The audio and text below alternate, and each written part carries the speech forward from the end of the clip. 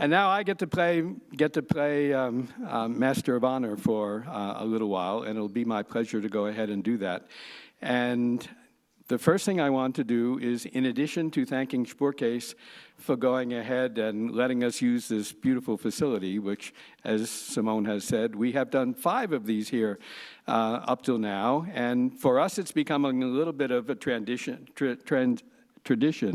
And you all have to promise me that you're going to be really good guests, because I want them to invite us to come back again next year. So I think if we work together, we can go ahead and make this work. I also have to say that I'm hugely proud of the crowd that we have gathered together. I know this is the season where we all go to lots and lots of New Year's events, but I have to say, seeing the 220 people that we have joining us tonight, you all are a really powerful crowd, and I am very honored that you have joined us. And following the presentations we will have ample opportunity to do some serious networking, and I know and expect that you all will take very good advantage of that opportunity. So that's my thanks to those of you in the audience. And I also want to thank Amazon, which is sponsoring the cocktail party reception that we're having after this. Italo De Lorenzo, who I think many of you all know very well, has been kind enough to convince his colleagues that we were worthy of this support. And this is the third time that we have done that together. I have to admit, I really like traditions. It frankly makes my job a little bit easier if I can get these good traditions locked in. So Italo, please tell your colleagues as well how much we appreciate their welcome and their support. Since I'll get to do a little bit of speaking sometime, I'm not going to waste all my words at the beginning, but what I want to do is I want to then move on into the program that we're going to go ahead and do. In years past, it has been our habit to go ahead and to invite the Prime Minister, the Deputy Prime Minister, 2 ministers, and members of the government to go ahead and join us and speak and share their programs and engage with us. And that has worked successfully well over the years. But I also gradually have been thinking, wait a second, we have a legislative branch of government in Luxembourg, and the legislative branch is the group that makes the laws. The government implements them, but they don't make them. They just get to implement the laws that the members of the Chamber of Deputies put into place. And I thought, we've been a little bit neglecting over the years paying attention to the Chamber of Deputies. So this year I wanted to see if we could correct that. So I wrote a letter to Mr. Wiseler, who's the president of the Chamber of Deputies, and I wrote a separate letter to his wife, who is in the European Parliament in Strasbourg. And I'm not going to read the letter to you, but what I said to them is, you two are the power couple of legislature in Luxembourg, whether it be in Strasbourg or whether it be in Luxembourg itself. You guys, the 2 of you as a couple, are the power couple. And I invited both of them to go ahead and come tonight to go ahead and to join us. And Mrs. Wiseler wrote back and said that she would love to come, but she already had obligations in Strasbourg, not in Strasbourg, excuse me, in Brussels, and wouldn't be able to join us. But she thought she might be able to convince her husband to go ahead and come. And then Mr. Wiseler was kind enough to say, yes, I'm happy to come. So we are delighted for Mr. Wiseler to go ahead and be with us tonight. I think many of you know him. He is a Luxembourg of heritage and long standing. If you don't know, I need to tell you that he's a graduate of the Athénée, which is the best public school in Luxembourg. Now, I'm an advocate and a fan on behalf of St. George's and the International School and their value for all of our students. But by the same token, I tell everybody that I know, if you're smart enough, and your kid is clever enough, and your clever kid is good enough, if you can get them into the Athénée, that is the school to go to. Doesn't mean that I won't continue to love and support St. George's and the International School. I will, because they are very good for what they do. But the power school for young people in Luxembourg is the Athénée. He's a graduate of the Athénée, which puts him in a special class of people already. And on top of that, he's a graduate from the Sorbonne. He started his career as a language teacher, and then I think he did that out of his love of helping people and wanting to give something to the next generation. He is very service-oriented, which is something which I very much respect. And then at a certain time, I don't know, we haven't talked about it, but I kind of think he figured out, maybe I should do a little bit more. Maybe I need to make things happen, and decided to become active in politics, and he has, as a member of the CSV for quite a number of years, done a significant amount of service to keep Luxembourg strong, to make Luxembourg strong. And by the same token, I also respect and appreciate him that he is a friend of the value and the importance of the international community, which is you all. So having said that, I'm just going to walk away and give him the microphone. Mr. Wiesler. So thank you very much for these kind words. I'm honored to be invited tonight. And as Paul said, he wanted to invite, and he wrote it to me, the most esteemed power couple. Already talked about it. And I'm sorry for that, but the power side and the energy side of our couple is not here tonight. She really had to stay in Brussels. So you have, well, you have to come along with me. Sorry for that. I'm going to do my best to replace her. And I just want to tell you a little story about my first time I went to America, to the United States. And it was on invitation from the US Embassy when I was a young parliamentarian. And when I'm saying that, you can imagine it's a long, long, long time ago already. So they invited me to go to the US to make a tour of American universities, talking about Europe. On that time, we were just changing the European Constitution, and American students and universities were interested in hearing about it. And they could ask me some topics they wanted me to talk about. And one university, if I remember well, it was Boston College, yeah, who just asked me if I could make a lecture about the subject called Luxembourg, an error of history. Well, I said, I'm going to think about it. And then I said, yes, with one condition: if you add a question mark, then I'm going to do the job. And I mean, what they wanted to know and what was fascinating for them is just to see how a small country like ours could be so successful, how we could first survive in the turbulent history of Europe in the 20th century, how we could be successful, and how we just made that we could, in fact, punch over our weight class in international politics. Well, that was, in fact, the topics. And while I talked to them, it lasted 2 hours. It was very interesting also for me. And what I'm going to do is maybe try a little bit to make, in a nutshell, what was my answer. Why is Luxembourg being successful? And why is it still successful? And how are we going to continue to try to be at least successful?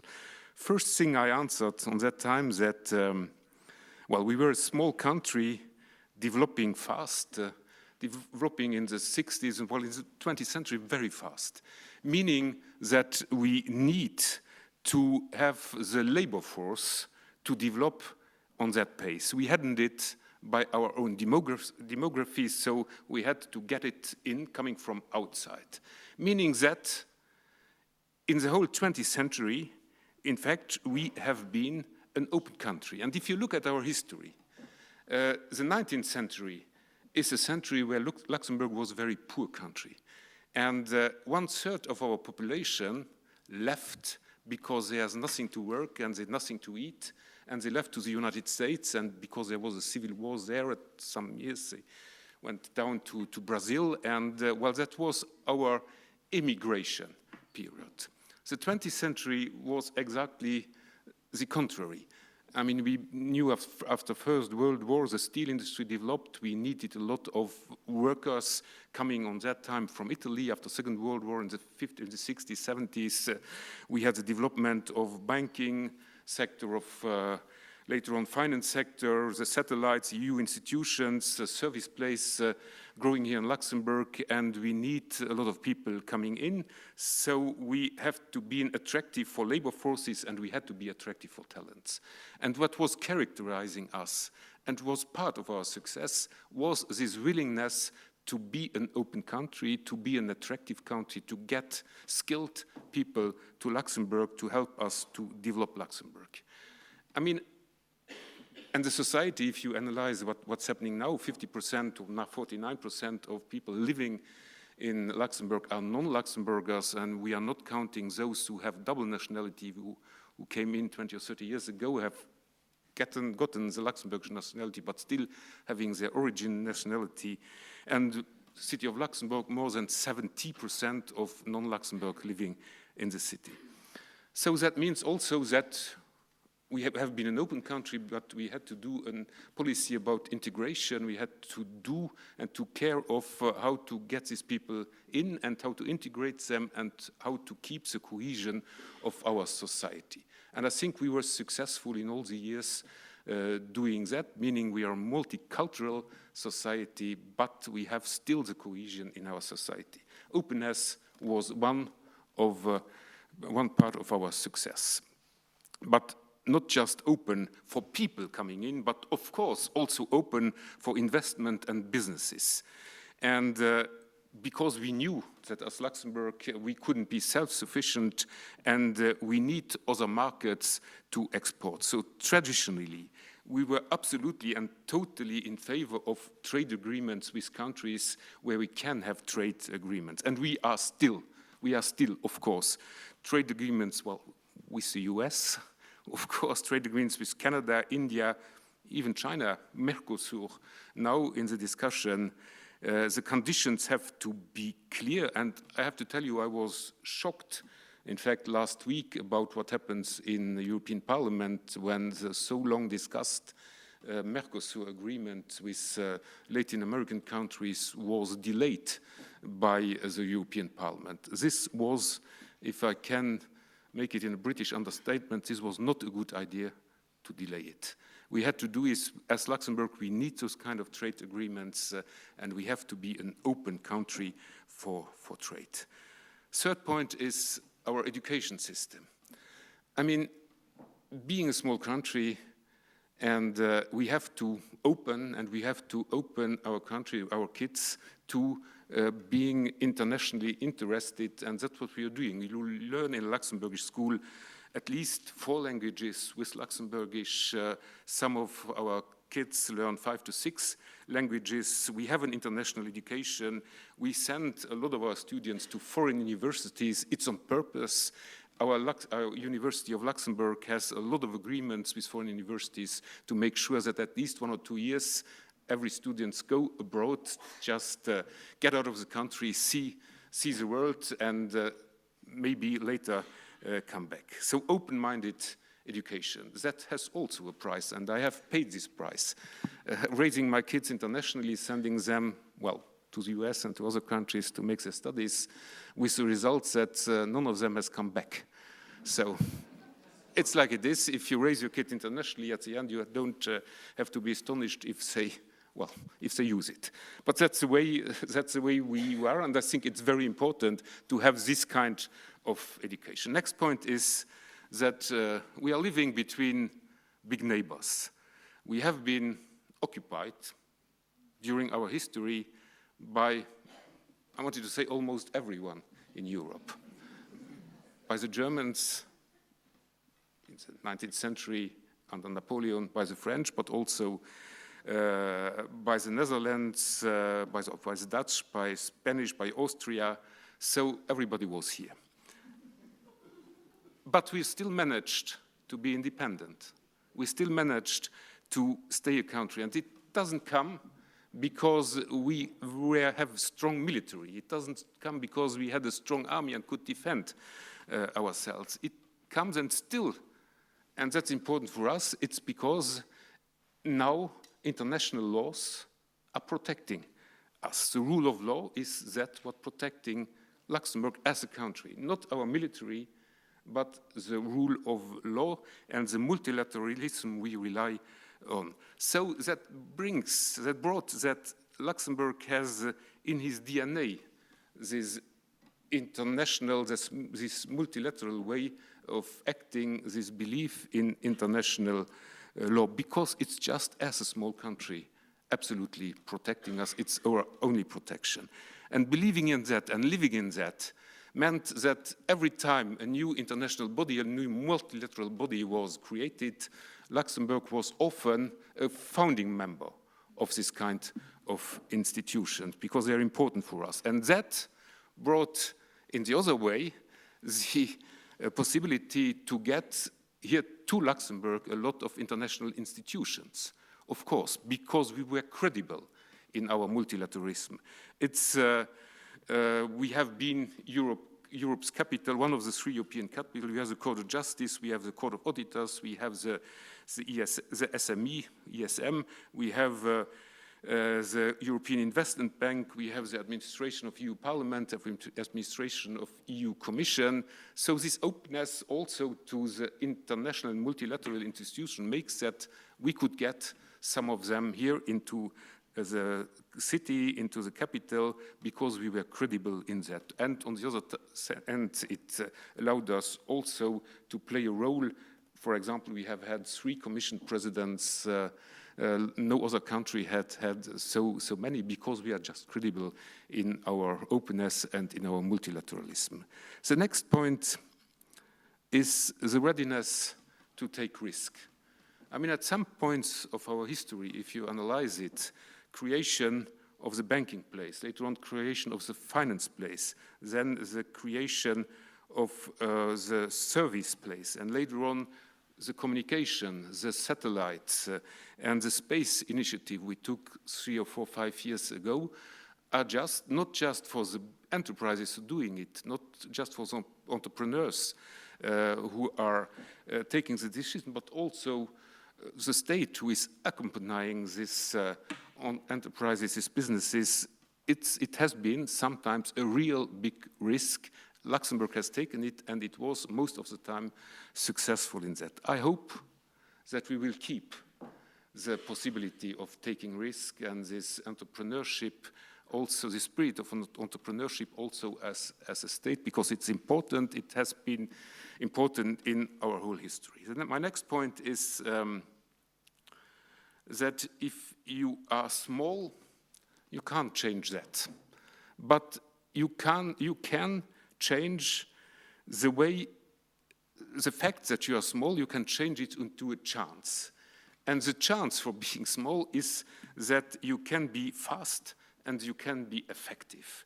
And I think that's what we have done also in the last years, trying to be the first to transpose European directive, trying to offer businesses coming in a direct way of dealing with government, with local authorities, to just be always the first and to be fast with people coming in, giving companies the possibility to make shortcuts to decision makers and so on. It's an advantage we have, and the question today is, are we still fast enough? Well, some of you, because I know them, will answer me, no, you're not fast enough anymore. So, and maybe it's right, but we have to work on that, because that was one of our biggest advantages. We still have it, but we could get better in it. And I have to say that we have to work on that. I'm coming back later on this topic. My next point is, what is essential for a small country is stability. We have to be stable because people coming in, businesses coming in, has to trust our country. Not just being stable politically, but also being stable economically. Our budget should be equilibrated. Our debt should be very small. And every government, whatever was the color of the party, has tried to get a low debt and has tried to get more or less an equilibrated budget. We are just keeping our AAA because it's important, because it brings trust and it gives trust, but also political stability. And I have to say our political system is very different from the American system. You have a kind of bipartisan system. It's the one or it's the other. We just have 7 parties in our small parliament, but still 7 parties. And we never had in Luxembourgish history in the last more than 100 years, one party who have had the absolute majority. Meaning that every time after an election, we have to find a coalition. And I was 10 years in opposition. I know how it feels. You have to do hard opposition, but you always know that if you want to get to government, you have to get one of the parties sitting on the majority side. You have to get them out, and you have to bring them on your side. And that changes completely the way you're doing politics, because you can't tear down the bridges, because you have always to take care that you still can talk to the people on the other side. And it has another advantage, because it's always a coalition government. You don't break down what your predecessor has done, because you have always in your government one of the parties who was already in the former government. So you're building on what's happening, and that gives really a stability and the continuity in your politics, and that, I think, it's important for us, and we won't change this system. And you have, of course, strong institutions. We have a monarchy here, and it brings us kind of stability, because our head of state is a monarch, and it's very strange. If you would make a referendum about monarchy today, I think 70 to 80% of people would vote yes for monarchy. And even the extremist parties who are, well, Republicans, but I don't want to say that. Don't get me wrong on that. But our extreme party, who say they want a republic, don't want to tear down democracy, but just want to change the monarchy to a republic, because a republic can also be a democracy. Well, it's a little bit funny, but okay, but you do understand what I want to say. So that's the most. So we need stability as a small country, and our political system, in fact, the voting system, the way we are voting, the way we are just making coalitions, the way our head of state is stable, gives us stability, and stability gives trust, and that's important for us, and we continue on doing it on this way. Luxembourg national motto is "Wir willen blijven wat wir zijn." That means in English we want to remain what we are. Or if I would change it a little bit in a more correct and English, more poetic English, it would mean we want to stay true to who we are. National motto. I mean, it's not a motto which where you just want stagnation or immobility. It's not that what it means. It means, in fact, that we want to continue to be independent, and we want to continue to stick to our principles. That's what it means, and that's how we want to continue the history of our country. So my question is, can this success story continue in a changing world where it's not easy for the moment to see what's wrong or what's right? What do we want to stay? I would change a little bit the motto of Luxembourg. What do we want to stay when what you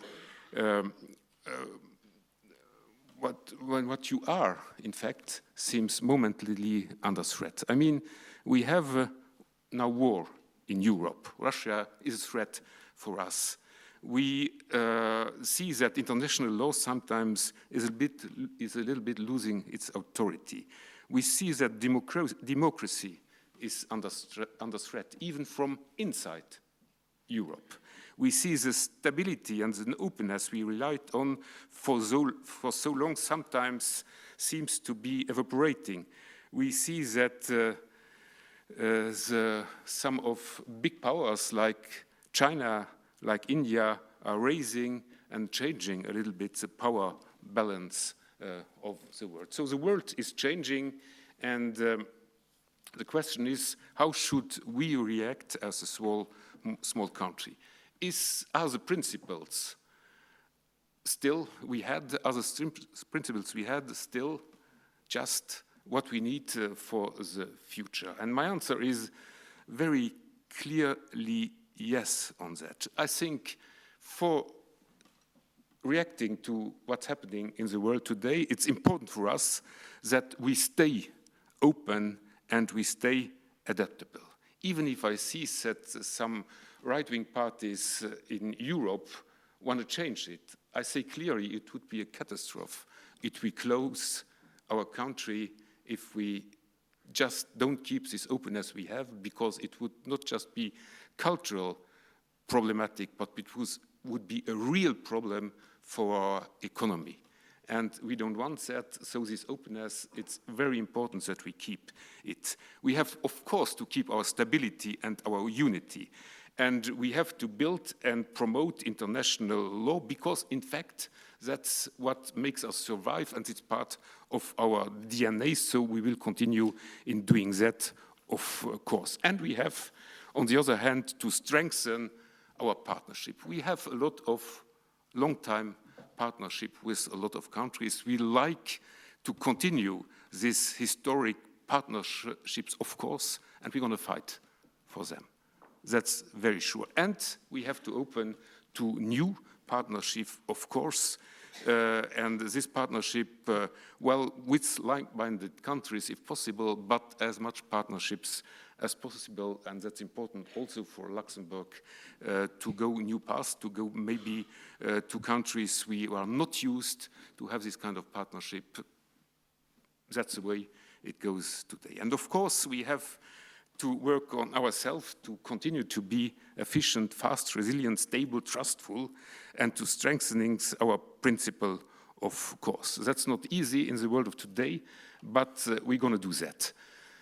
Paul asked me to say a few words about what will happen in politics in 26. First thing I want to raise, and that's what our Prime Minister has raised on the New Year's event of the FEDIL, is the master word will be competitivity, of course. We lost a little bit on competitivity in the last 2-3 years. We have to get it back, for sure. Prime Minister, government is engaged on that. That means thinking about fiscality for businesses. That means lowering administrative burdens and just changing too much rules we have and which are blocking our economy, blocking businesses. And we're going to do it. I mean, first step has been made in European Parliament several weeks ago, where the first omnibus package has passed Parliament. We have to do it. There are still 6 packages to come. We have to do that to be efficient, to be effective, to lower our administrative burdens. But it's not just European work we have to do. We have also to do our national part here in Parliament. Our Minister of Economy, Environment, our Labour Minister are in charge of those kinds of problems, and they have to deliver on that. Prime Minister was very strong in what he said on FEDIL, and we're going to deliver on that. We're going to change now in the next several months in a new fiscal law, meaning lowering taxes for individual persons and simplifying our tax system, just introducing one unique tax class and lowering taxes for individual persons. That's what will happen also in 26. And of course, we're going to have a big discussion about defense policy. I mean, we had a discussion in Parliament already.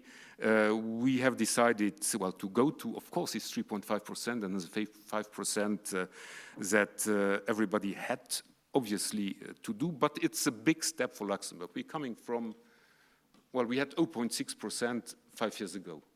We were the last in class. I'm not proud about that. But in 4 years, we succeeded in getting to 2%. We tripled our budget in military and defense expenses, and we continue to do like that. The question is, and it has been accepted by every party, that this is the way we have to go. Now the question is, what are we going to do with this money? But because it's not enough having the money and throwing it out of the window, it brings nothing for nobody. So what are we going to do? We have already voted last 2 weeks ago, a new law about expenses on GovSat, a new satellite which will be in the sky, I hope, in a few years, but who is meant to be used by Luxembourg, by other countries, by NATO for giving satellite imagery and just helping. And we are good in that. It takes us 300 million plus 500 million of strategic partnerships, so it's a huge amount of money. And we think that it's useful spending this money on where we are good at. And we are good at satellites, we are good in communications, so we're going to give NATO, we're going to give our partnership where we are the best in, and think it's the best way to spend money. But we also going to have development of our army. We have not an alone standing army because the army is too small to be effective on its own. So we're going to work with the Belgians. We're going to make a Belgian Luxembourgish battalion for 2028 will be effective on that time. We're going to contribute on air defense with the Germans. We're going to develop our cybersecurity research on Luxembourg University, and we're going to continue, of course, as much as we can to help Ukraine to make their defense, because it's absolutely necessary to do that. Everybody is okay for doing this, but of course it will be political discussions because we have to get the money from somewhere. And everybody is okay for spending it, but it will be political discussions where to take it. So I just want to tell you, if you will hear about this discussion in a few months for next budget, don't be afraid of it. It's a normal process, even if you agree on where you want to go, to discuss politically about the way, how you go there. And that will be a normal political discussion. We will just take a decision on that and then go this way. And of course, the next step is create also a defense sector in Luxembourg. I mean, it's important to have in Europe businesses, enterprises who are in this sector. We're going to try to make an ecosystem in Luxembourg to develop it. And if I'm telling it, it's so easy to tell you, but if I would have said that 4 or 5 years ago, I would have been killed by more or less everybody, because it was not acceptable at that time. Today, and that's a big change coming from Ukraine war, everybody has accepted it, and it's good like it is for the moment, because it's our responsibility to give our part to the common European and Western defense for NATO, of course. Another big topic in next year will be development of a health possibility. I mean, it's a big discussion now in Luxembourg. It's politics for those who are following it, but priority is just to facilitate the access to health care. I mean, we have a good healthcare system for the moment. It's going to stay a conventional system, so accessible by everybody. But what we are going to change is try to make the access more easy in offering some technical things which are now reserved for being made in hospitals, to open that and to give the possibility for private doctors to offer more services in private cabinet, in private companies they will be able to open. So it will also be a big shift in healthcare system. I don't want to talk much about housing or about security, two other topics which will develop in the 2026. And I could also mention education and environment, but I have been already too long. I just want to conclude by saying, if you're under pressure, just remember what you are good at and try to get even better in what you are good at. And if you remain as Luxembourg adaptable, open, principled, efficient, and straightforward, I think there is no challenge we can't meet. So thank you for listening.